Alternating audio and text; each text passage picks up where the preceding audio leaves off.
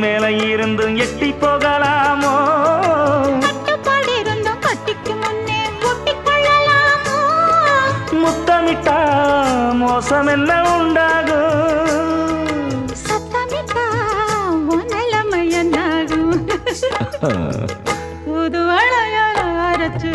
தொண்டையில தான் நினைச்சு மாமன் கிட்ட பேச போற மணிக்கணக்கா தூண்டாமணி விளக்க தூண்டி விட்டு எரிய வச்சு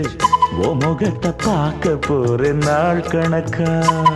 அந்த இந்திரன் சந்திரனும் மாமன் வந்தா எந்திரிச்சு நிக்கணும் அந்த ரம்பையும் ஊர்வசியும் மயிலுக்கு தொண்டுகள் செஞ்சிடணும்